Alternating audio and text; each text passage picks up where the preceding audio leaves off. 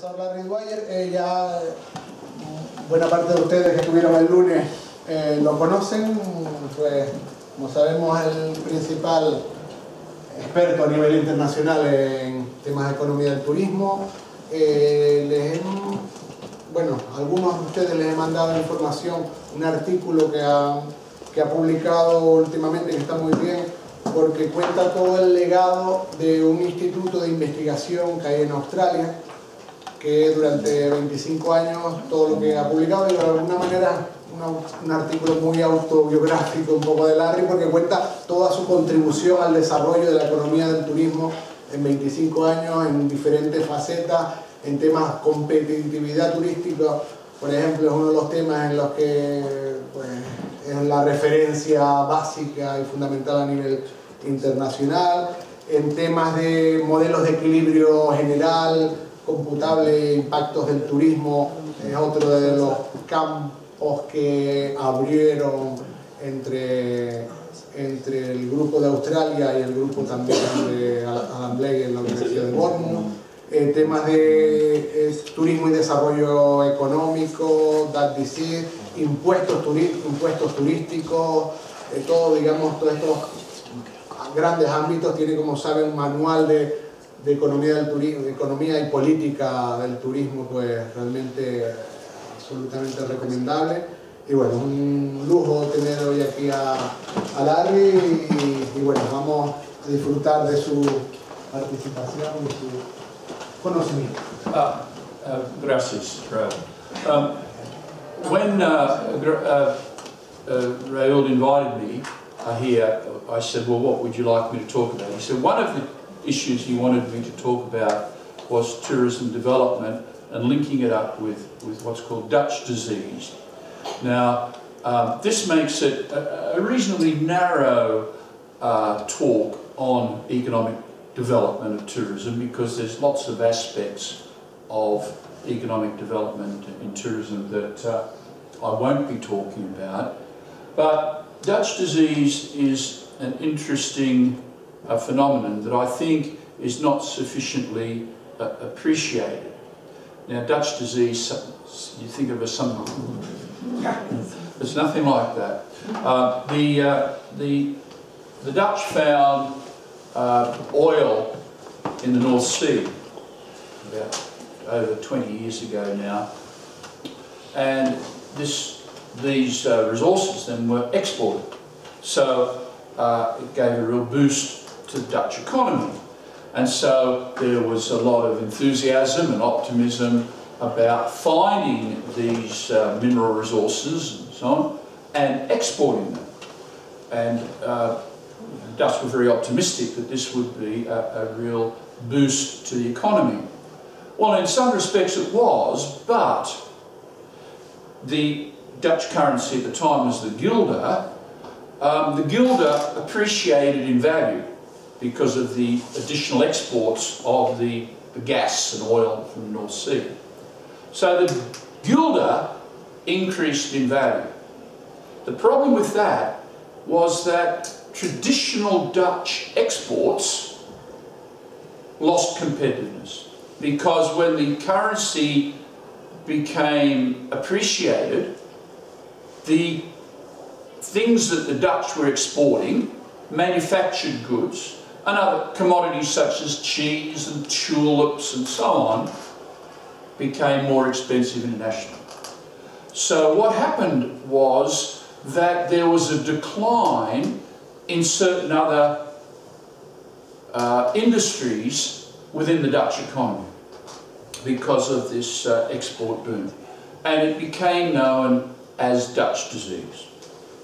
And it's applicable to any country that experiences a boom in certain exports, which will then lead to changes in the currency, which then leads to a decline in certain other sectors, and sometimes called deindustrialization or immiseration of certain sectors. And it has tourism consequences, which have been, by and large, with some exceptions, by and large neglected. Now, I've done a bit of work here in this area, so I'm going to share some of that with you.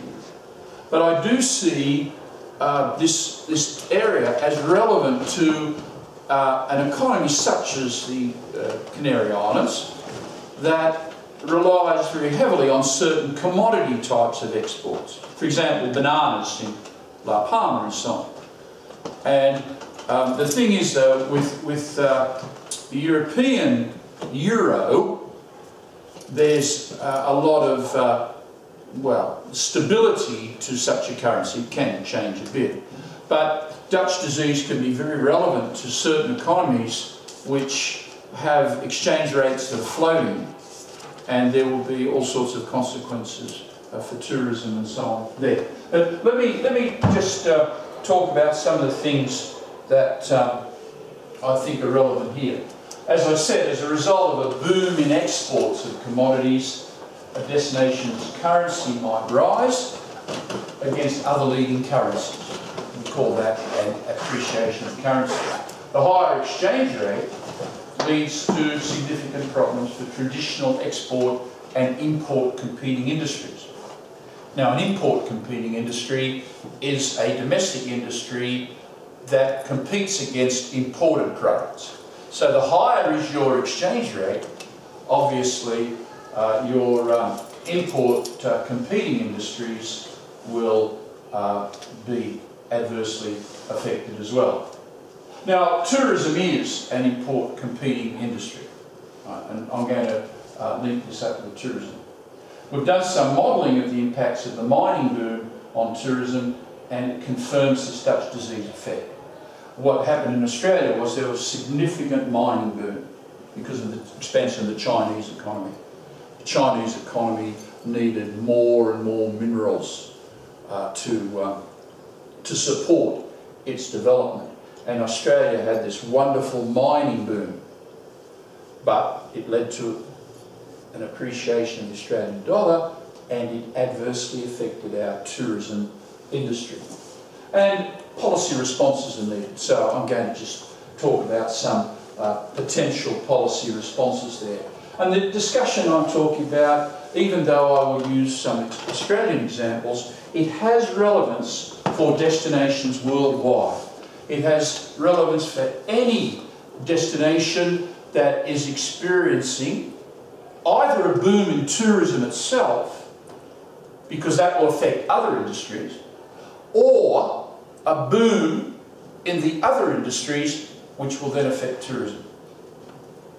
And a point that I think will emerge from what I'm talking about is that you can't talk about the expansion of an industry such as tourism in isolation from the effects of that expansion on other industries. And I have attended many talks from people in the tourism industry, and they trumpet the benefits of increased tourism. It will bring jobs, it will increase income, we need more tourists, we need more expenditure by tourists, and this will be good for the economy. Well, the downside of that, which is often just neglected entirely, is that the expansion of tourism will draw resources away from other sectors and can lead to an appreciation of the currency, and that can lead to a decline of other industries. And so while the tourism industry is of course interested in tourism expansion, at a higher level of management of the economy, there needs to be a consideration of the effects on industry composition, on the balance of industries in an economy. Now, the Dutch disease effect, as I said, in the late 70s, economists identified a link between the discovery of large deposits of natural gas in the Netherlands and in the North Sea, and the decline of its manufacturing sector. An export boom in the case of natural gas and oil leads to a rise in real income in an economy, and thus residents can spend more. But the boom leads to an increase in minerals exports, so there's more exported. Currency appreciates, and that leads then to a reduced demand for other exports, which become less competitive on world markets. And domestically, because the guilder, in this case the Dutch currency, was stronger, the Dutch want more products from overseas, so they're importing more, you see. And that affects their industries locally, which compete against industries in the rest of the world, because the Dutch have more money, higher value currency, and are importing products. That then leads to a reduction or decline in the industries that are operating domestically. So this is called the Dutch disease effect, and of course tourism is one of the sectors that will be affected by that. And we call this, as I said, deindustrialisation. In the case of mining or exports boom, as occurred in Netherlands and has occurred in Australia, other sectors of the economy decline. These can be agriculture, international education, manufacturing. For example, Australia is a huge destination for international students. International students from Asia, especially from Asia, come to Australia for schooling, university and so on. A higher valued currency means it's much more expensive for them to come to Australia.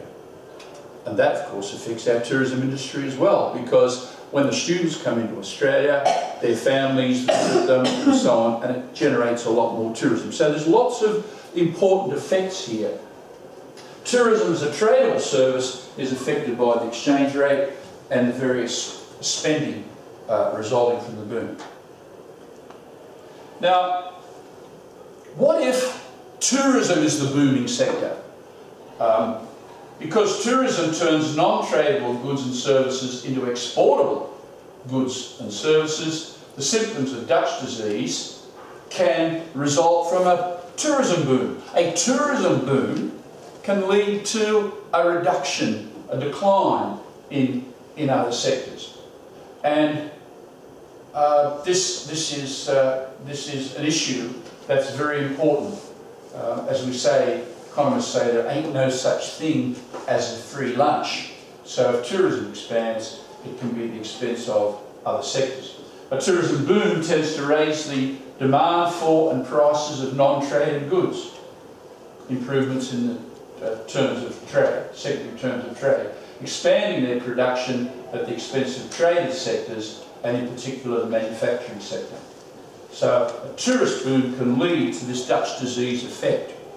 And there's been quite a few articles on this in the tourism literature. If you look at the tourism literature, you will find that there are economists who have addressed this issue of a tourism boom leading to deindustrialisation, that is, a decline of other sectors.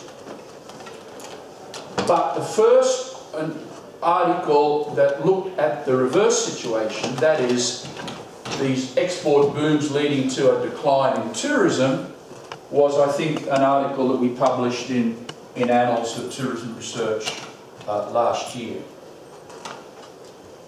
Now, we use CGE modelling, which is a much more sophisticated type of modelling than input-output analysis, because it has less restrictive assumptions and it has behavioural equations that are much more realistic and address real-world issues. For example, in computable general equilibrium modelling, we can introduce the effects of price changes, wage rate changes and so on, exchange rate changes, and look at the effects of that on the economy, whereas input-output modelling has these restrictive assumptions that don't allow for price changes and have fixed input-output ratios and so on.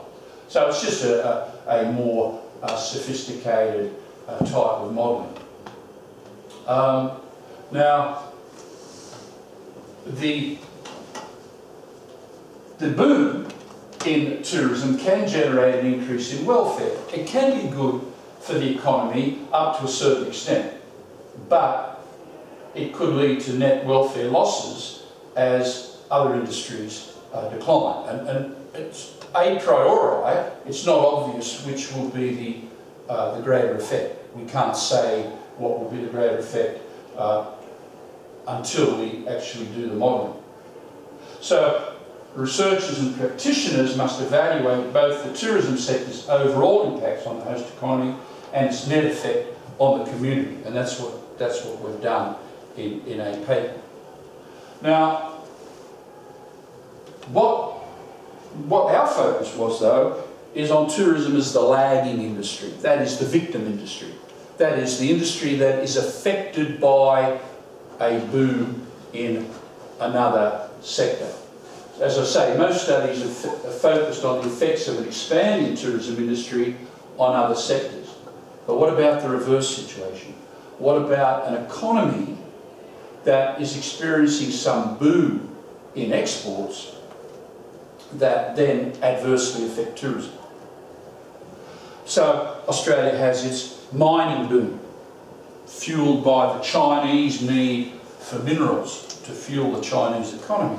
Think of Brazil, where if there's a boom in coffee, demand for coffee worldwide, more and more people wanting coffee, this would be a situation where that would impact on the Brazilian economy, appreciation of the Brazilian currency, leading to tourism becoming a lagging sector in such an economy. So this is a really relevant issue worldwide, and I think our team was the first to look at the situation where tourism was a lagging sector, the victim sector. And it has important analytical and policy implications for destination management, and I'm going to come to those. Now, there are two effects at work, and I'm going to use Australia as the example. There's two effects, both associated with Dutch disease, each of which is affecting the tourism industry. One is a spending effect, and the other is a resource movement effect. So I'm going to talk about each of these effects in turn. The spending effect. The spending effect comes from the higher profitability of the booming sector and related industries.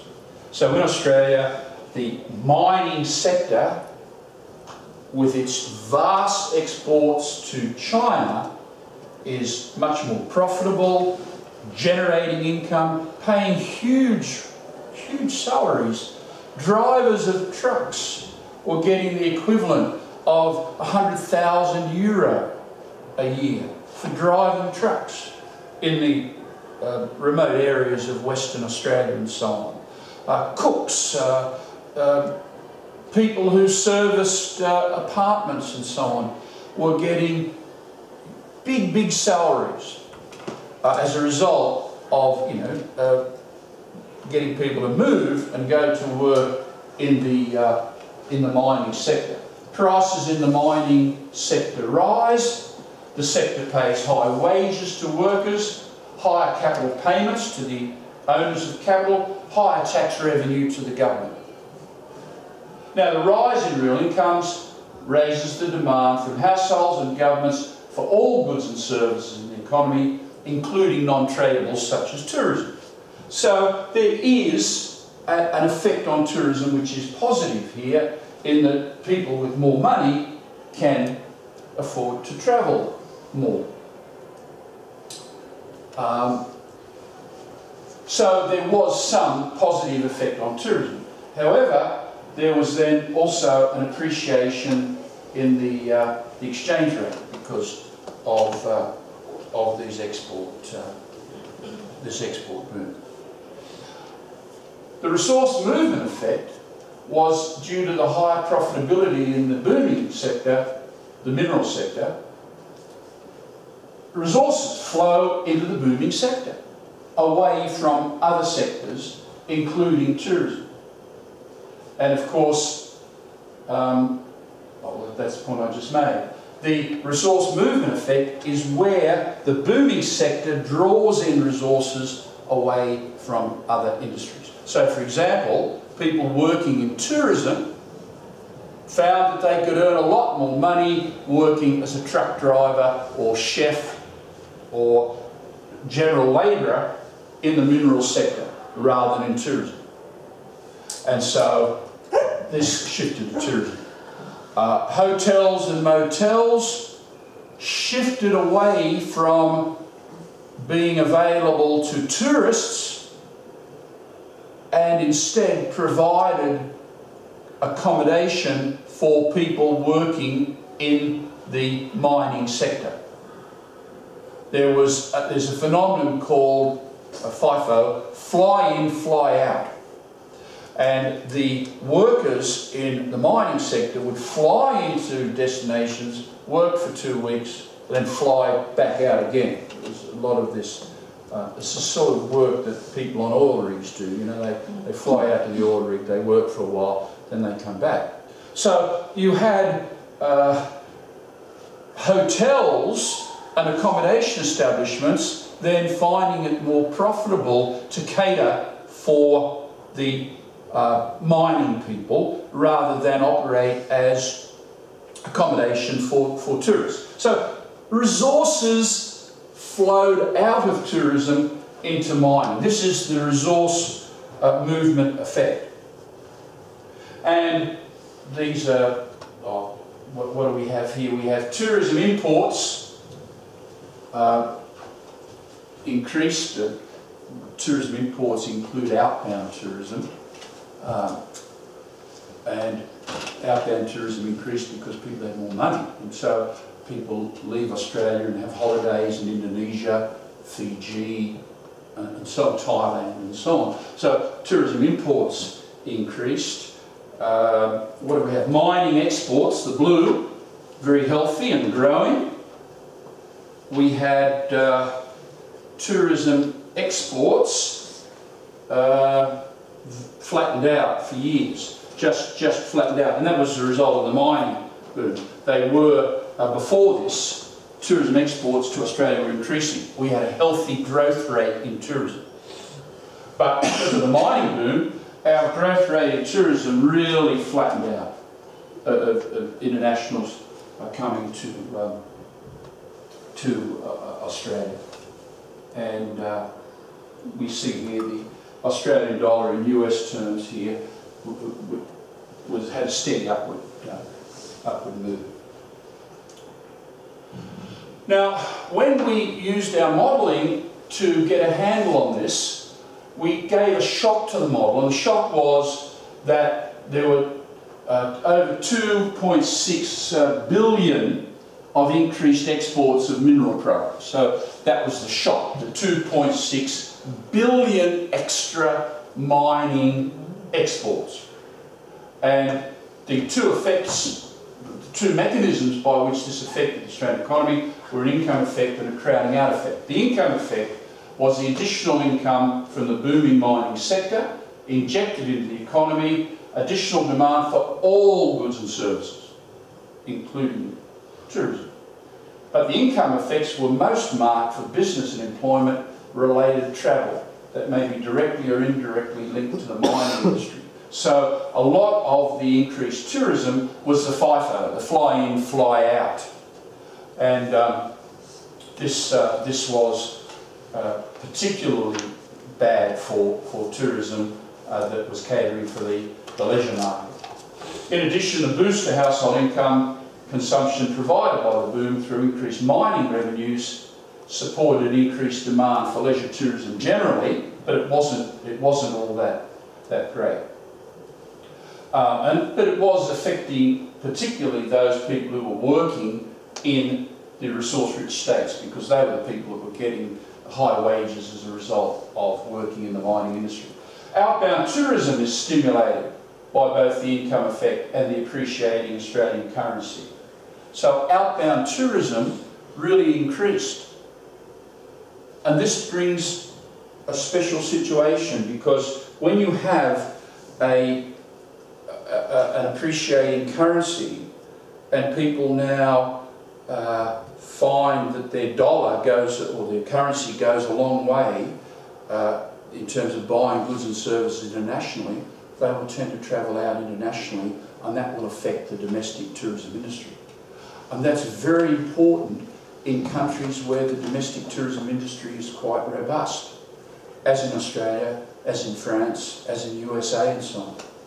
And we found that because of the huge outbound tourism, people were holidaying overseas rather than domestically, because overseas is more glamorous. Australia is remote, as you all know. It's a long way from anywhere. And so when our currency increases, people tend to want to travel. And the glamour side of it is to go internationally. And so that affected our domestic industry.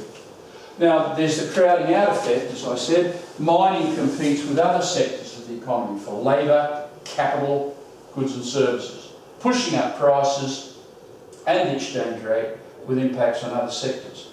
And crowding out was most apparent for those parts of the industry with a greater dependence on leisure travel. As I said, you know, there was conversion of properties to cater for staff in the mining industry, their accommodation, rather than leisure travel.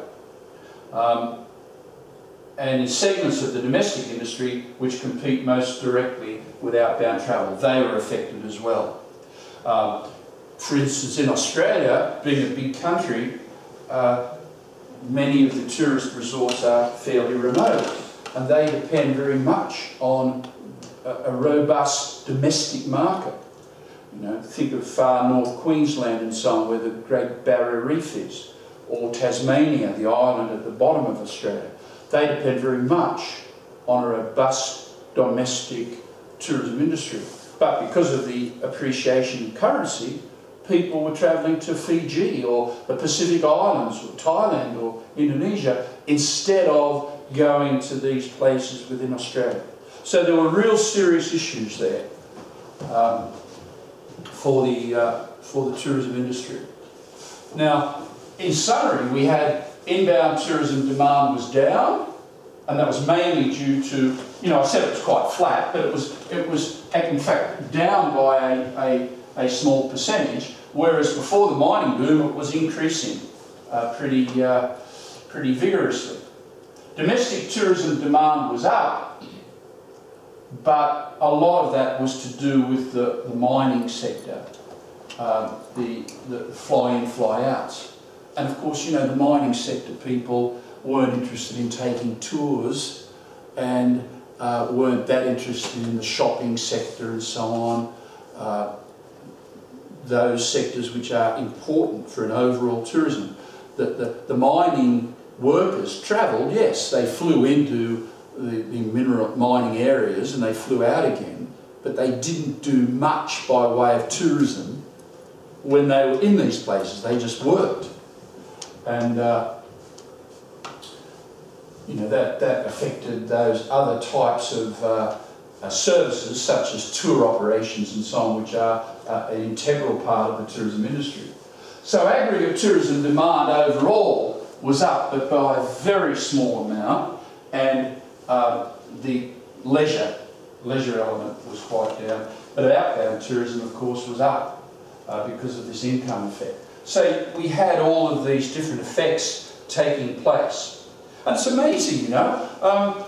This was all under research. Our team decided to do a research on this, and we came up with these sorts of figures. Nobody had really gone into these issues until we decided to have a look at them. Then we thought, well, okay, what sort of policies might one feel ought to be required in order to counteract this? And so we came up with 4 types of policies. You guys might have other ideas. I'm going to go through each of these in turn. These were just 4 policies that we thought were relevant to the situation faced by Australia, where tourism was a lagging sector. Do I keep going off screen, do I? That's right. People have seen enough of me. Disembodied voices makes me more mysterious, doesn't it? Okay. Now, one of them is to change taxation somehow in order to rectify the situation. Another one is promotion aspects, to more innovative types of promotion of inbound tourism. One is the promotion of domestic tourism, you know, to get people to stay at home rather than go overseas. And another one is, of course, improving the product offerings, making destination more attractive. So that was 4 different types of policy responses. There may be others, and if we have time we could talk about those. But let me go through each of these in turn. The first one is to change taxes somehow to rectify the situation. Now, with most Dutch disease cases, a small economy assumption prevails, that exports are an important part of the economy, affecting the exchange rate and so on, and that by and large countries don't have much market power over the commodities that they are exporting, which is mostly the case. Most economies, small islands and so on, that are exporting commodity products take the world price as given because they don't have sufficient market power to affect the world price. So the world price is given. But tourism could be different. Many countries do have a certain market power because of their destination distinctiveness. In the case of Australia, we have distinctive wildlife, distinctive scenery, you know, the outback, the Great Barrier Reef and so on. Distinctive, quirky people who are kangaroos. We have kangaroos as well. So any country that has, and of course Canary Islands has distinctive features and so on that make it an attractive destination. So countries can and do exercise market power in inbound tourism. The question we faced was, should the price of inbound tourism be reduced by reducing taxes paid by tourists? In other words, if the mineral boom was affecting people coming to Australia because it was more expensive for them, because Australia was, you know, the currency was higher, should we reduce the prices somehow? Reducing taxes paid by tourists and so on. Well, the problem with this option is that it decreases the prices received for tourism services. So Australia doesn't get this, the tourism revenues that it was getting before. And I'm going to come to this point in a minute. So if you do reduce taxes, for example, we have a goods and services tax which everybody pays for everything they purchase in our country. Domestic or tourist, whoever buys anything, 10% of that goes to the government. It's a goods and services tax. So when tourists come to Australia, they buy things, and 10% of what they buy is a tax, just like the residents. So if Raoul comes to Australia and he and I go down to the pub and have some beers, 10% of what we each pay goes to the taxation people. So one could, in principle, it'd be difficult, reduce the GST that the foreigner has to pay, for example. You know, where you get a return on, you know, that VAT and so on, where you can get your tax reimbursed and so on. I mean, in principle, these things can be done. Also, you can increase the tax on outbound tourism. If it's a concern that all these people are going out of the country, you could increase the tax on them.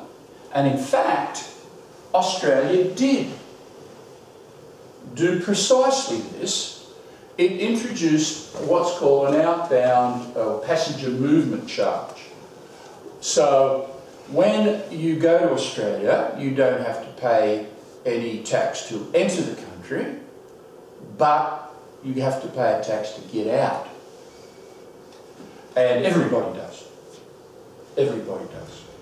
including those Australians who want to travel out and have a holiday overseas. It's called a passenger movement charge.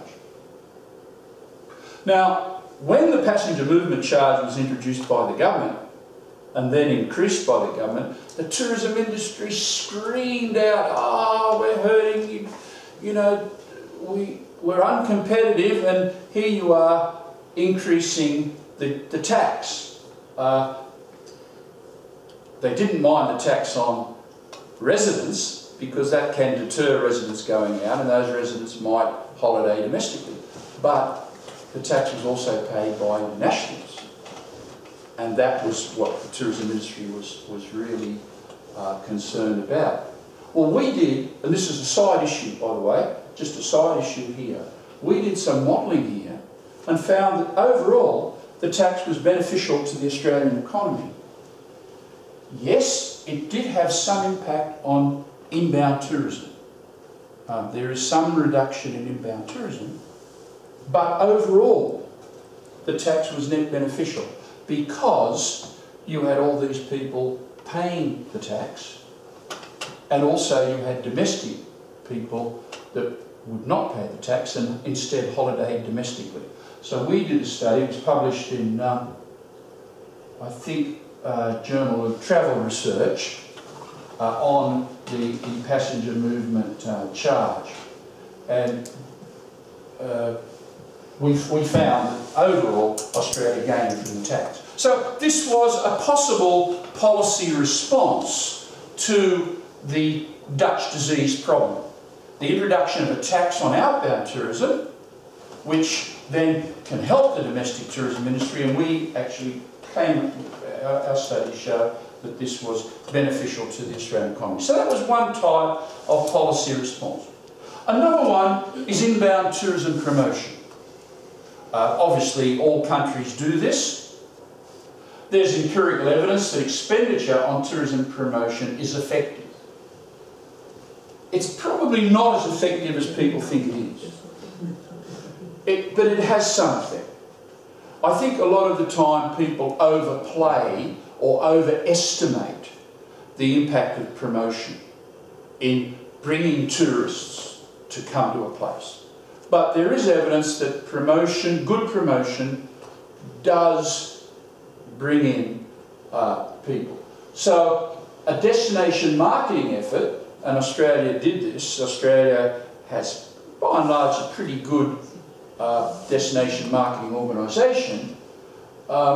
We think that as a result of innovative marketing that Australia did, it brought about what would have been a bigger fall in inbound tourism, because the exchange rate was really affecting inbound tourism, but we believe to a certain extent that some innovative campaigns that Australia produced averted to some extent what would have been bigger falls.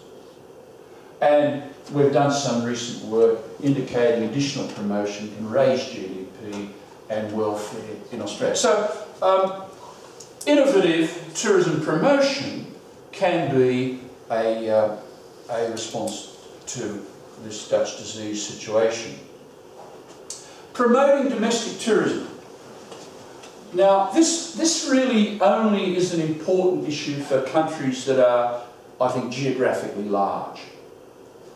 As I say, the United States or France, which has a big domestic tourism. You know, the French hate to go overseas because they hate foreigners, so they holiday in France, you know.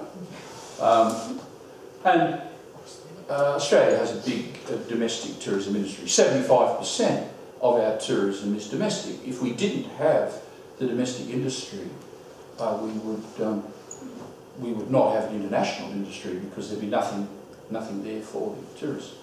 Which brings me to a point that I think in tourism research, one of the biggest gaps in research is on domestic tourism. The main focus of research in tourism internationally is international markets. And there's not enough research done on the the domestic market. And another point, even in our work on outbound tourism from Australia, we found that outbound tourism does also have significant implications for the domestic tourism industry, because when you are booking your outbound trip, you book with a travel agent and so on. If you're going to take a cruise out of the country, you come into the port where the cruise ships are, you might stay a night or two before the cruise, you might stay a night or two when the cruise comes back. Tourism satellite accounts indicate this important too, that the expenditure related to outbound tourism that's spent domestically is important, but you wouldn't know it if you look at the literature because it's by and large neglected. So, but there will be a benefit to the economy from a reduction in outbound tourism. If people, instead of having a holiday overseas, decide to instead to holiday domestically. But you know, there's very few studies anywhere that tell us much about the proportion of people that will holiday domestically if they forego an outbound trip. So for example, if people decide not to travel out of the country and they've got that money saved, do they use that money for a domestic holiday, or do they buy a motor car, or do they buy goods and services? And we don't know enough about resident expenditure profiles and the impact of that on tourism. That's another issue as well. Anyway, if we can promote domestic tourism and raise people's awareness of the offerings domestically, there can be some reduction in the negative effect of the Dutch disease effect. And finally, improving the tourism product. Greater investment in tourism plan infrastructure will build productive capacity, drive long-term profitability, innovation and growth. And this is why all around the world destination management organisations are doing consumer surveys of potential tourists, finding out what types of activities they want to undertake, the types of goods and services they purchase and so on, and provide those goods and services so that people have a satisfactory experience and repeat visit. So the thing is though, that often tourism depends on expenditure in other sectors with telecommunications, road systems, terminals, airports and so on.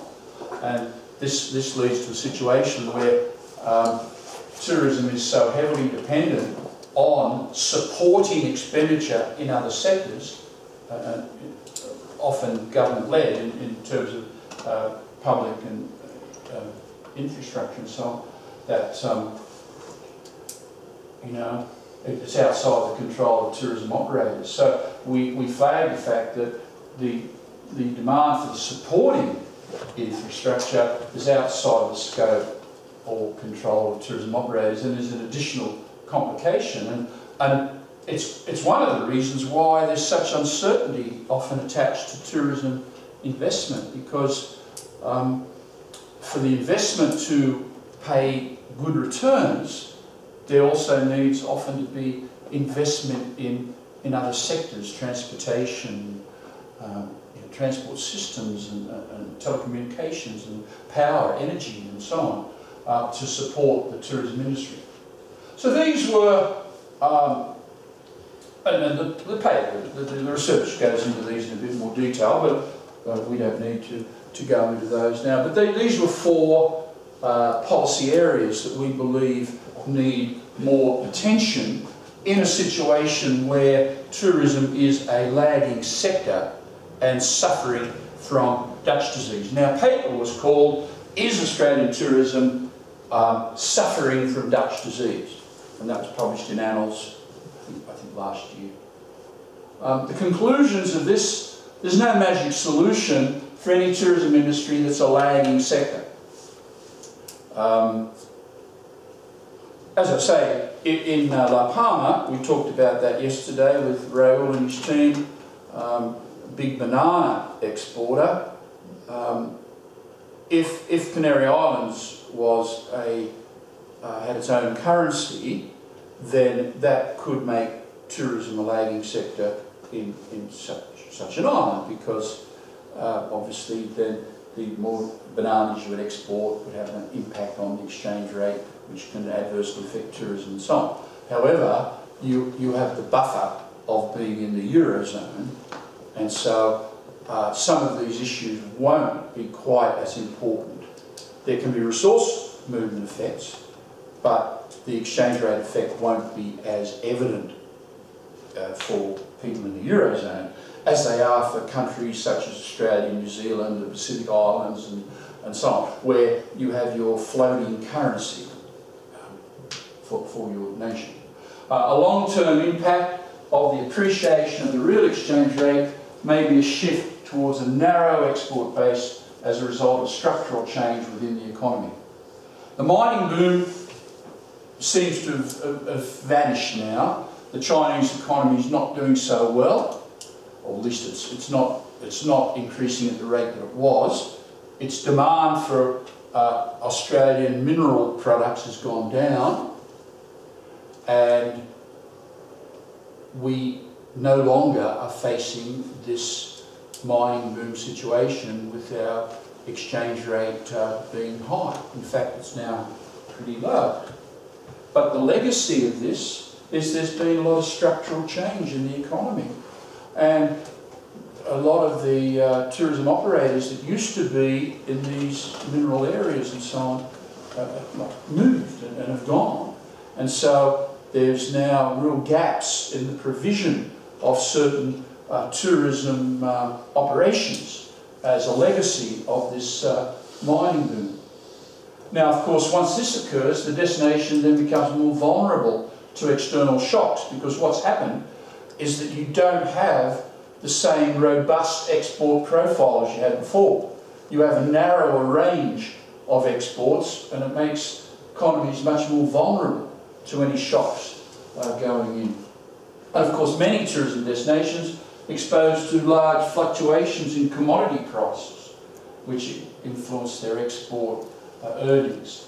And this is a real problem for many economies that rely heavily on tourism as well as commodities. You know, if these Dutch disease effects impact on the range of exports that they have, then that means that they can be much more vulnerable if there's a narrower range of exports, much more vulnerable to changes in the world situation.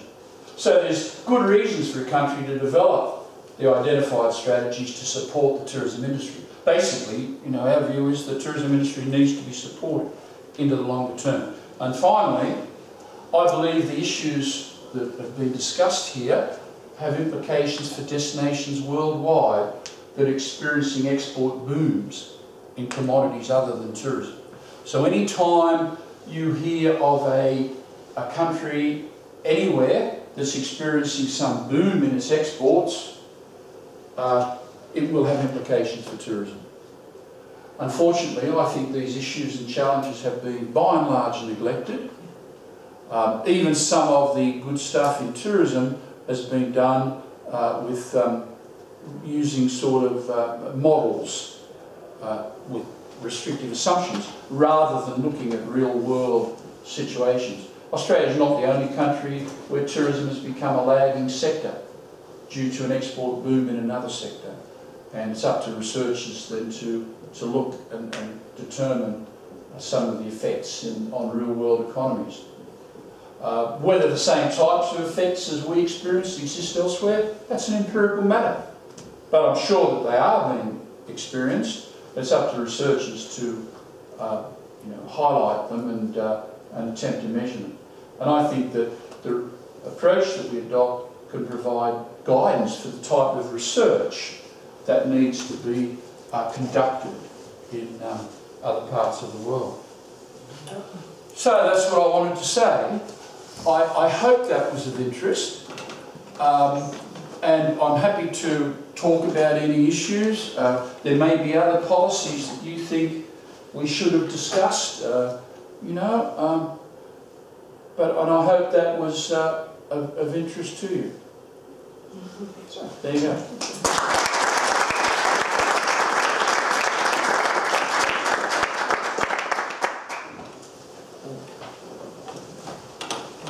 I have a question. Thank you for the conference. It was really great. When you were talking about this resource movement effect, I was wondering myself, because mining sector is not really high skill sector. I mean, the people who are working there, they don't need to know quantum physics. So the fact that this sector was booming, because we have a similar situation here with building sector, the construction sector that was booming before in the 2000s. So many people, for example, many of my classmates when I was in high school, they were dropping the high school, going into the construction sectors, and then when this sector burst, they found themselves without work and really low skills. So from that point of view of education, does this mining boom also affected the educational skills, and then you find out yourself with a problem with unemployment as we have in Spain? Yeah, I mean, you're right. The thing was, though, that a lot of people that were working in tourism weren't particularly skilled. They were working as general dogs' bodies. They might have been waiters. They might have been people making coffee, baristas, They might have been people making beds. They might have been cooks in restaurants and so on. They might have driven hotel coaches. They found the shift pretty easy, So there was a loss of resources from these people whose skills could also be applied in the other areas. What we don't know, and I don't think we've done any studies, is to what extent the resource movement effect was affected by skills requirements. And I think that's an important issue that you flag. What you're saying basically is that skills can be an impediment or a facilitator of the resource movement effect. What I meant was the negative effect. If your booming sector is one that doesn't require skills, because if these sectors finally burst, then you're trying to reallocate those people in the economy, and you cannot, because you don't have enough education. Yeah, that's the thing, that maybe if it's a technological sector, maybe it's booming. Right. It can deploy maybe resources from tourism. Yeah. So you're saying, are you, that the resource movement effect will be greater if the exporting booming sector is not particularly skilled? Yeah, and it will have. And so they can easily absorb workers from other sectors. Yeah, and also it will have more negative implication if no high skills are required. But for the future, I mean, for the long term. Yeah, I think that's a good point. And again, it's a good area for research. But to my knowledge, there isn't research going on in these areas. Yeah. Thank you for your presentation. I really enjoyed it. My question goes to your eyes. How do you expect the future in the tourism development industry, thinking in a long-term period, and taking into account, or at least is tourism sector or has tourism sector take into account the future for the sector itself regarding, for example, large-scale effects of risk, of economic crisis, economic crashes in the future, like terrorism effect at large scale of development in tourism? I'm not sure I've completely grasped your point. You're saying that tourism is very susceptible. Yeah, the vulnerability of tourism sector. Yeah, very vulnerable to all sorts of dimensions of dynamics and changes. Yeah. And how do you see that? Oh, I agree, but all studies seem to indicate that tourism is also resilient. Yeah. And even though there's a terrorist event that's awful and captures people's concern and dismay one day, 4 days later, people are going back to the same destination because tourism doesn't stop. And in fact, I was reading something just recently from the WEF. You know, they do that Tourism Travel Competitiveness Index. And they were making the point of how resilient tourism is. So yes, it's a very dangerous world out there. There's all these changes taking place, but one thing that seems to be a constant is that people have a desire to travel. But what about economics? I mean, economic crash would not allow people to go to places that currently are the most visited because the next generations perhaps are not wealthy enough to afford going and fulfill all the destinations, availability and capacity. But even the global financial crisis, that of course affected tourism worldwide because, you know, it affected people's wealth and income and so on. So tourism was one of those industries most affected by the global financial crisis. And yet fairly soon, tourism had bounced back. So I'm just curious about economies that are very or heavily dependent upon tourism and upon that demand, they are developing structure or infrastructure building or economics based on that demand, the current demand. So I'm just curious about how the perspective of the scenario in the future looks like towards economics and if the next generations will be in the same position, in the same situation as current generations that are able to afford. Look, I think in the nature of your question, we can't come up with definitive answers there, except to say that it's in the interest of any tourism destination not to become overly dependent on certain markets. Because if it's putting your eggs into one basket, you know, if you are too dependent on certain markets, whether that market is a national market such as the Russians, like for example, with an idiot like Putin in charge, then you never know if there's some world crisis and so on, the Russians stop coming, you know. Or if you put too much emphasis onto a particular type of market, such as young beer-drinking people or beach people and so on. What any destination needs to do is to have some sort of risk reduction by appealing to more than one market. And that's just good business sense. Other than that, I have no real solutions to what you're saying, except to agree that it's a very dangerous world out there, you know, lots of changes taking place. Ro? Yes. Sorry. Thank you very much for your overview.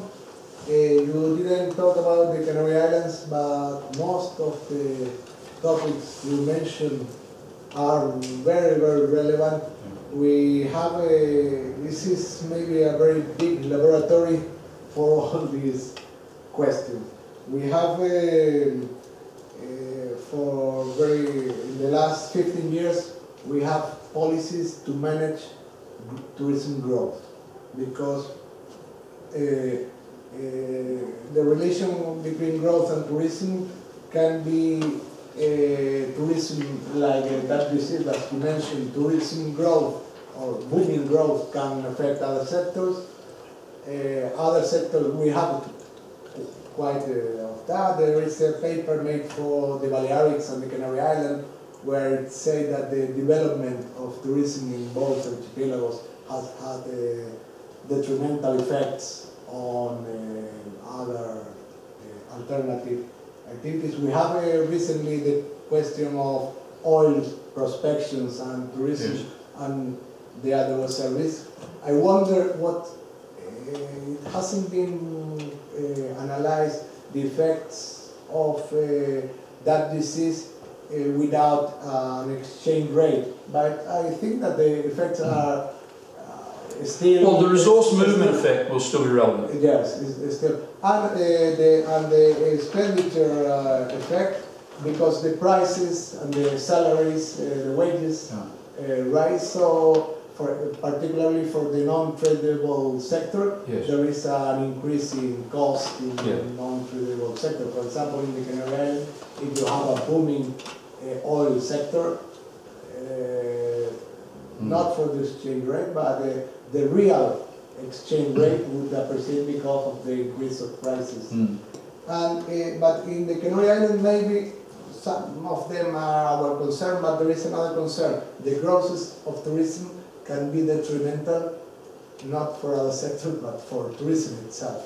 I mean, because of congestion, externalities. Yes. So we have policies, we have had some policies in the Canary Islands to manage tourism growth. Yeah. And this, I would like to know your position on this. We have had a quantitative control. Let's say it's forbidden to build new hotels.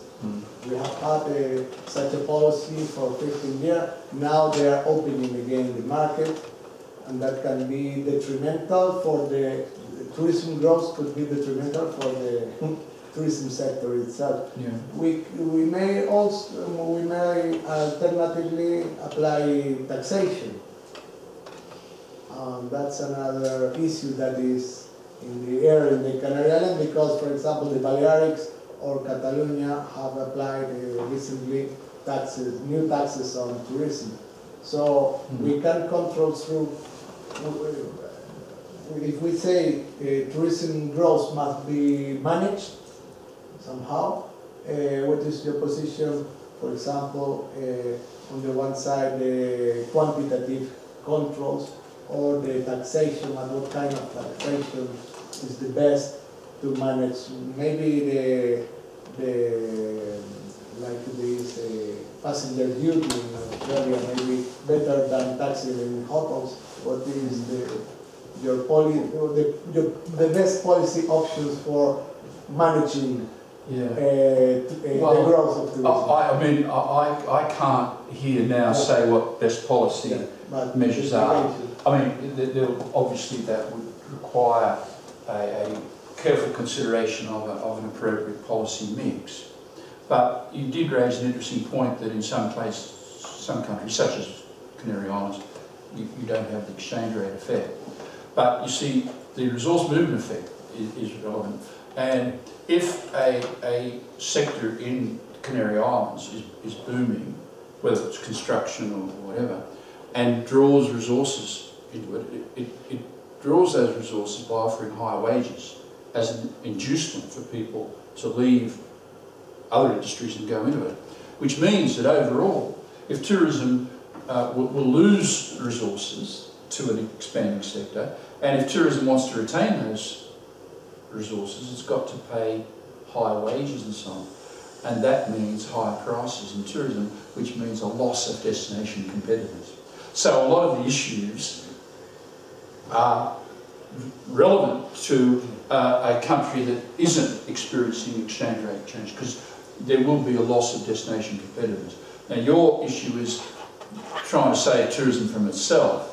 That would require another whole set of particular issues, because we know that it's not just about the economics, and that a growing tourism sector has implications for the environment and for social fabric and so on. So any policy mix, to my mind, would not be just a policy mix that facilitates tourism growth, but facilitates sustainability in tourism development, which would mean taking account of social and environmental effects.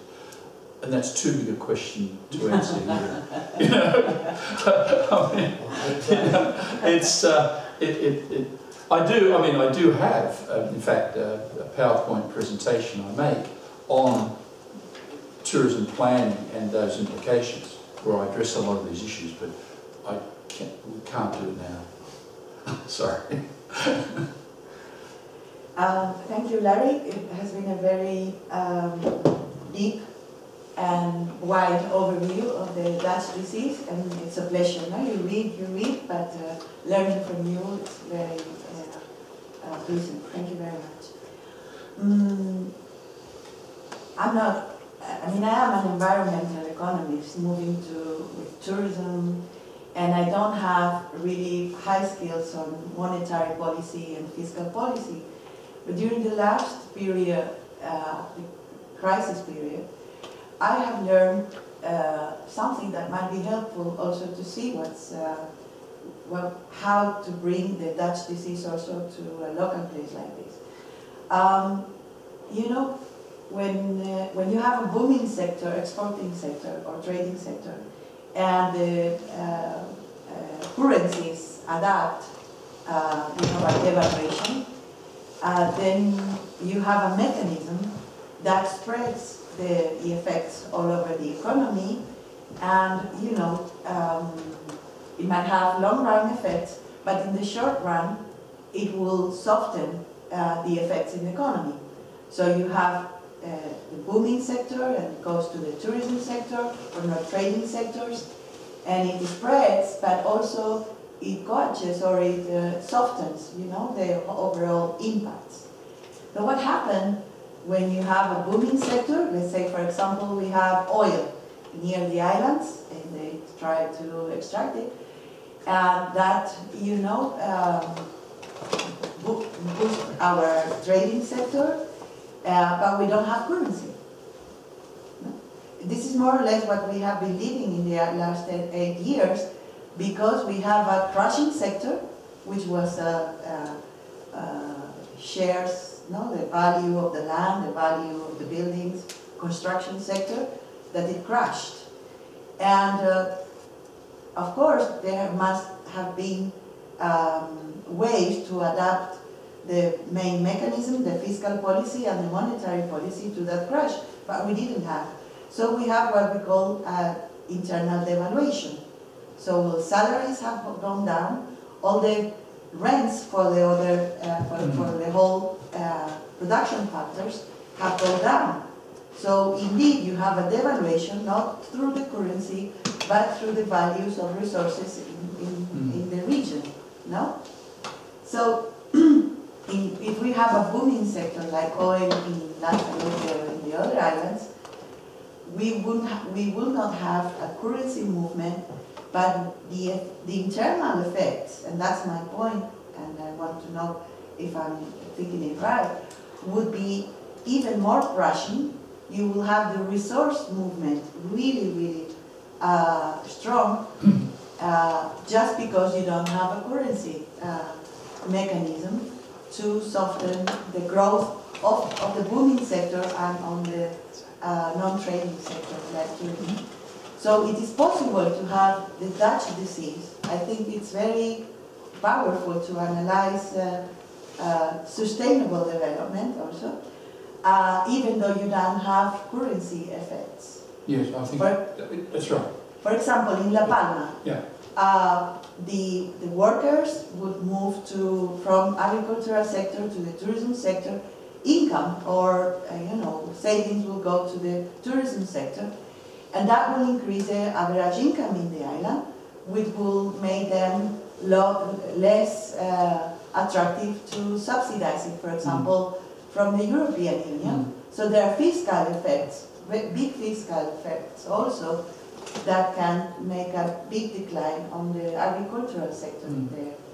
Indeed, if you look at the other islands, Tenerife had banana, Gran Canaria had a big agricultural sector too, so they disappear. They disappear from the tourism sector. So the Dutch disease, looking at it from a local level, maybe really can have long-run effects. And I think the set of policies you have showed that they are very important to graduate, those shifting between sectors. Well, look, I don't disagree with anything you've said here. I think what you've said is very good. And you've made the point, reinforced the point, that Dutch disease effects can still occur even if you don't have very great currency movements. And so that's been my problem about the modelling that's been done, which has relied a lot on exchange rate changes, where I guess there are lots of opportunities for places like the Canary Islands to study Dutch disease effects that are at work without having to have significant currency movements. And you've mentioned the resource movement effect and the crowding out that can occur. And I think it's a great area for research that you guys could do, where you introduce a lot of the institutional aspects of the Canary Islands economy into your analysis. Larry, thank you very much for your presentation. I don't know much about economy. I am an administrative law assistant professor. I do think that economy is very important, but I'm much more worried about things like the social and environmental effects of tourism on the population and our land. And I think that tourism in the Canary Islands is a story of success. I mean, we have grown from 6 million of tourists about 20 years ago to more than 14 million. I mean, that's a success. But in any given civilized country, like I think we are, we would have changed from 20% unemployment rate 20 years ago to almost nothing, because we have more than 6 million of more tourists here in the Canary Islands, but the unemployment rate remains the same. We talk about our model, what we can change, we can do better. Of course we can do better, but the main issue right now in the Canary Islands is the sustainability of the sector because of the negative effects on the society and on the environment.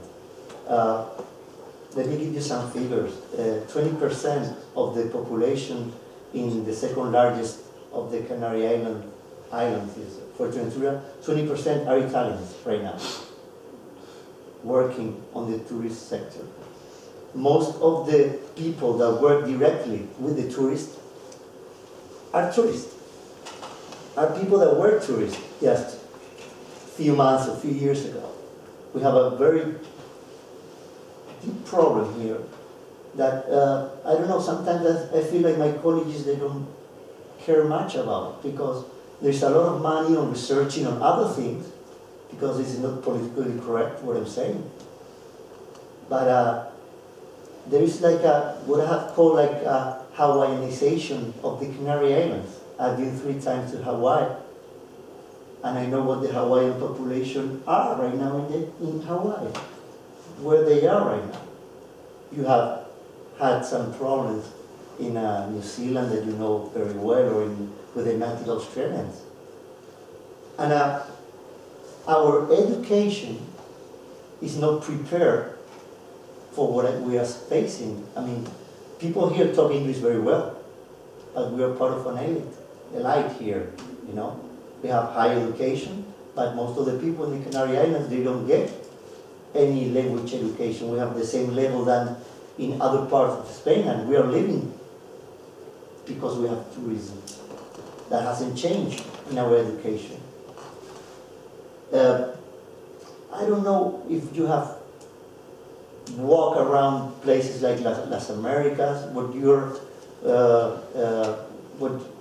I don't know, what you feel like if the people here, the society here, is like a gap between the tourism sector and the society.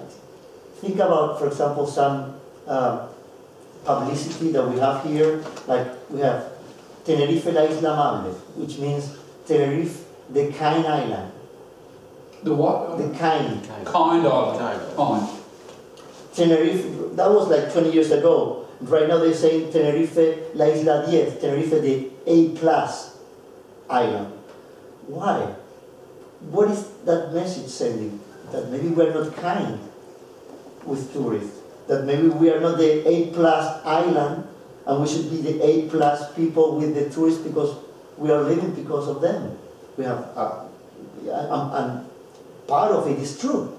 Of course, part of it is true. But I don't think we are being sufficiently efficient with that. And from your perspective, from your point of view, what can we do about it? Because that is a fact. And the fact that maybe with English, if we get a better English education, we're not going to go any further, because hotels, corporations, they say, no, you have to talk Russian. You have to talk Swedish. And I think that the importance, the level of languages that they are demanding here in the Canary Islands is crazy. There is no comparison with any other tourist destination. Well, I mean, there's not much I can disagree with there. I mean, you're articulating a lot of the concerns that are the concerns not just of Canary Islands, but other destinations around the world. And they're real issues, they're challenges that any industry, tourism industry must face. All I'd say by way of response is that it really tells us the importance of developing strategies for tourism industry that include community values. And yesterday I talked about the importance of community visioning. The question of asking the community, do you want a tourism industry? And if so, what type of tourism industry? What sort of society do you want to live in 20, 30 years, and your children to live in? What role will tourism play in that society? These questions are very seldom asked. And what you're saying is basically, I think you're agreeing with me, you're saying what we need is good strategic planning. Now, I understand you guys are developing a tourism plan for Tenerife or for the whole Canary Islands. Contributing there. You're contributing to it, yeah. But I mean, the issues you raise... From the promotion point of view, but not what the community needs, you know? I mean, and that's an important issue that we... Oh, again, there's lots of issues here, we can't address that. But I see the promotion and planning as going hand in hand. And yesterday, I raised this issue, that destinations should actually attempt to pull in the type of tourist that they want, rather than just promote generally. So if you have a vision, a community vision for the type of tourism industry you want, that impacts on the promotion that you undertake. Because if you want a certain type of tourism, then what you do is you reach out and pull in those types of tourists that will be valued and will value what you have. But it's all part of a visioning process and so on. And so I believe that any tourism strategies must not be just top-down and forced on communities, but be integral in finding out community views and so on. But look, the issues you raise are common. They're common to all destinations in the world. We won't solve them today. And it might be that the community wants what we have. I mean, we cannot get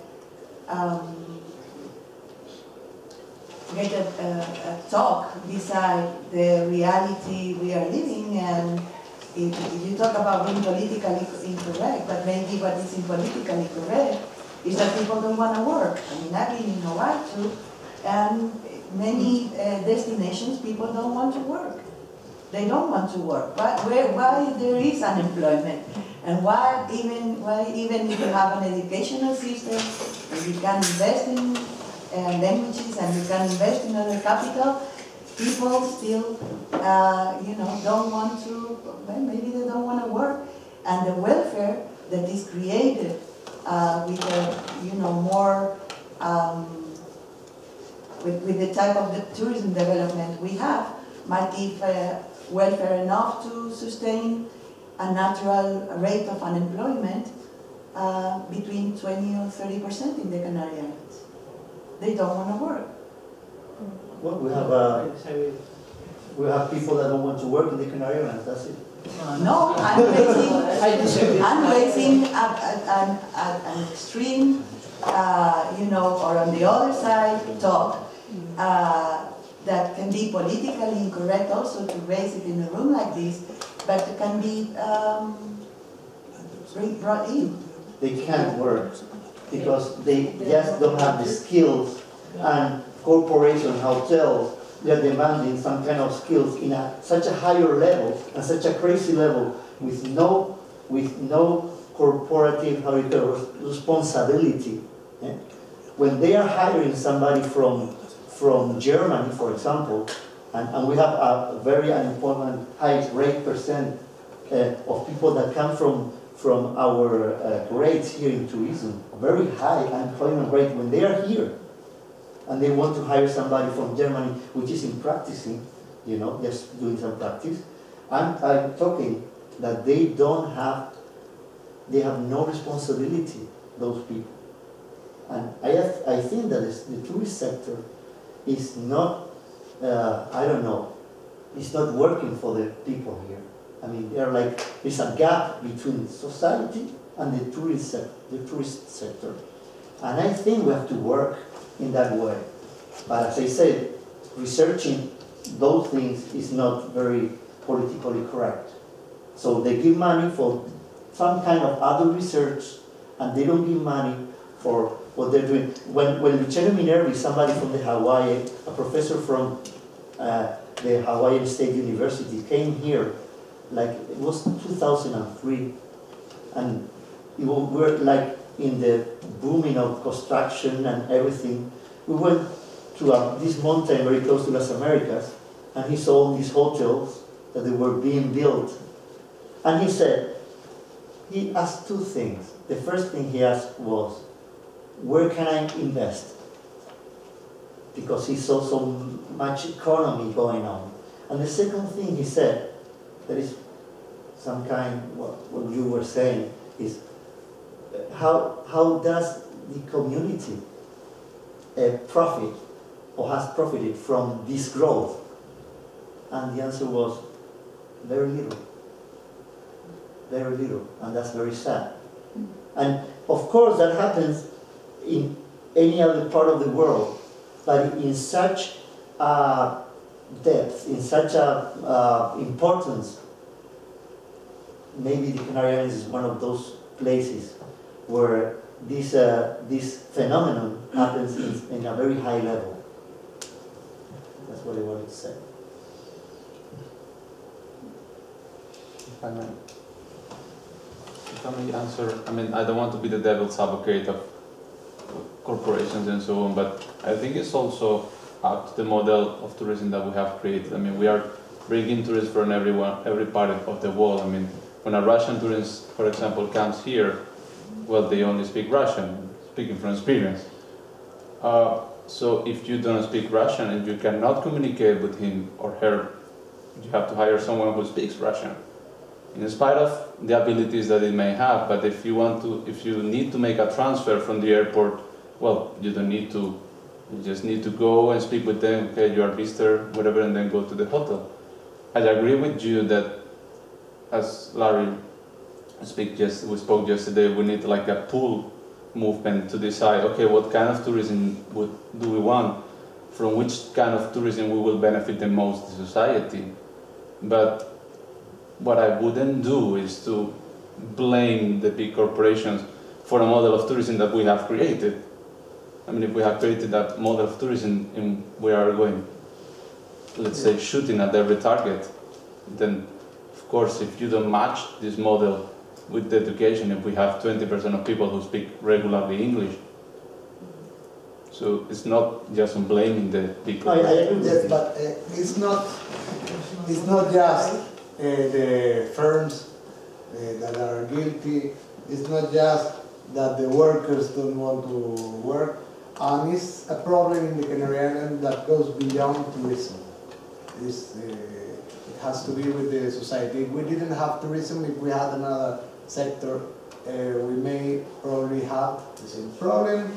We have problem of in the educational level, very serious problem, and we have a problem as society. And what is very important, I agree with you, is that in tourism there are two kind of different plans. There is marketing plans, promotion plans, that is important, but we need tourism development plan, and there are all the goals of community goals, environmental goals, and economic goals must be considered. And I think you have raised a very important problem, but it's the problem of the Canary Islands along his history, and now we suffer in a different way with tourism. But it's getting bigger. Yeah, it's getting bigger and bigger and bigger. I mean, 20% of, in just 5–10 years, 20% of the whole island, they're Italian. I mean, and they're coming more and more Italians, and it's like, I mean, I don't have nothing against Italian people, okay? Of course, no? And we're living in an European market, and people that, what I'm saying is like, the population that have lived there all the time, they don't find any place to work at. Just think about, I think that it is something about corporation, of course, the model, because the corporation wants some certain type of model of tourism, but of course the government also sells some kind of model that sometimes is against the community. Think about, I really feel that we are selling the Canary Islands just the nature. It's like a place without people, okay? You don't need to meet or to know anybody from here. The destination is just because of the sun, the nature, and everything. Think about these two examples. In Hawaii, no tourist get out of Hawaii without being in a hula dance, a hula night with the Hawaiian dinner, and with all the natives, with fire and everything, and dancing, okay? And mostly every people that goes to Tokyo would go to see a sumo wrestling, sumo fight, okay? We have hula dance here in the Canary Islands, and we have something very close to what is called a sumo wrestling here, that is called la lucha canaria. What is the percentage of tourists that would go to those festivities or to those happenings? Well, how was the percentage of national that goes to the... What is the percentage of residents that goes to Lucha Canaria? No, how many? Tell me. I don't know, but I don't think it's quite big. It's not the first thing that you see in the news when the sports came on. It's a destination without people, just in nature. And it's more and more coming that way. Some people, I would ask just one question to a tourist when they leave the Canary Islands. Just one question. I mean, and they ask them a lot of questions, you know. Have you met somebody from the Canary Islands? Just one question. Yes, I know. I think we must finish. It's very important, but anyway. It's not, the question of unemployment is not related with the question if they have met or not people. In sand and beach tourism, people normally want to relax, to have beer, and are not sometimes interested in Lucha Canaria. And it's not, if they are not interested in meeting local people, it's not, well, it's a very long debate, and I think that we must have it here. Thank you very much, Larry. Thank you. And see you on Friday.